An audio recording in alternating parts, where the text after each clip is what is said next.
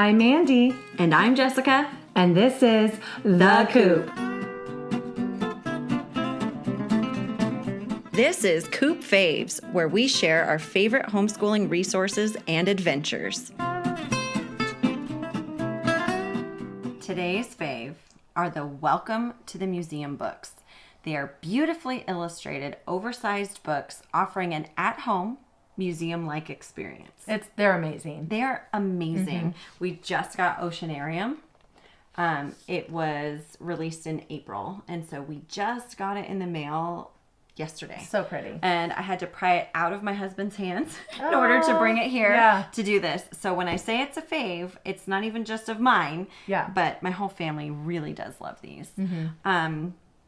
So these books each present a subject that is meant to be like walking through a museum.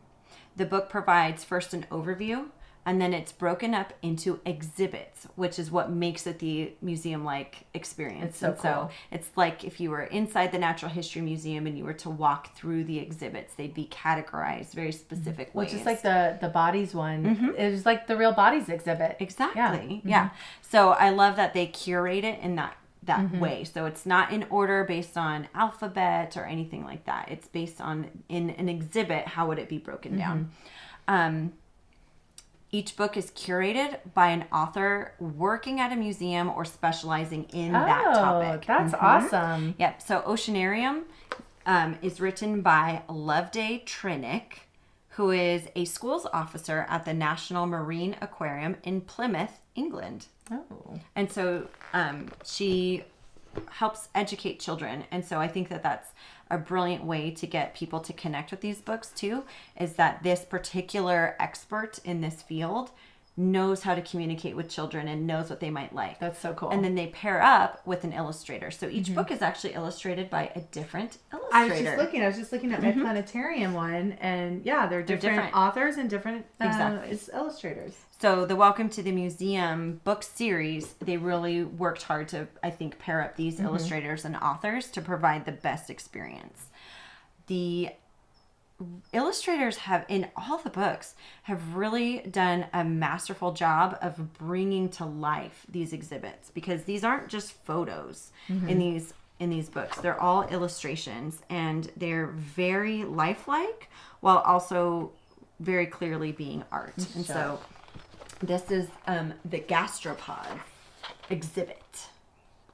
You can see, you know exactly what they are, but they're also artful. And I just want to interject here how it's important that our kids develop a good aesthetic skill. Yes. For recognizing what beauty is. And so much of children's books and activity books and worksheets are these clip arts that aren't developing their aesthetic for beauty. Right. And so that's what, as you listeners would notice, that the books that we always promote have, for the most part, more mature illustrations, more real beautiful. Right. We don't want everything to look like the cartoons they watch on TV. That's not very dynamic and aesthetically pleasing. And noticing beauty is a skill. Absolutely. So these museum books do a great job of really doing that for us. Each museum book is also paired with an activity book. And so the Oceanarium book does not yet have their activity book out. That's how new it is. I know, shocking. But the Planetarium book does have an activity book inside. And so what they do is they create these activities that you can... Oh, it's over there. I have mine over here. It's going to show you. I've got it right here. So we each have our own. I know. That's how much we love this. So when we say it's a fave, it's not just for show them the black hole and how they draw it. So I used to take art lessons growing up, and they did the grid. And so the grid is a way to teach correct proportion to your child when they're drawing their illustration. And so they have that, like for the human body one, they have the human eye for doing that for the eye. And then the eye looks like a real eye, and the kid is like super proud of them. Like my child was super proud of herself. Exactly. And then they have just really simple ones. Which silhouette matches Saturn? And so it requires a little bit of critical thinking and analysis, looking at the images and figuring out which one's an exact match of Saturn. And they're easy tear-out sheets. Yeah, so they work really well as work samples. Look how pretty that one is. Yep, and this is, what is it? It says, put these planets in size order. 1 being the smallest and 5 being the biggest. So you might be able to tell visually, and if you can't, it would say it in the book. Yeah. And so it's a great way to tie the book into actual hands-on learning opportunities through this workbook. So I love the activity book. It still has the same beautiful illustrations, which I love. And so it's just such a neat little companion to the actual book. Okay. 3 reasons why it's a favorite. I think we already said them. I think so too. But it's a family favorite reference book. So not only is it a beautiful book to keep up on the shelf, but they are wonderful to thumb through just for fun or when you're looking for something specific. So as I said, the activity book makes for excellent learning and work samples showcasing understanding. And then the final reason I love them is because they're just so big. Yeah. When they say oversized in the description, they mean it. They don't fit on a standard bookshelf because they're so tall.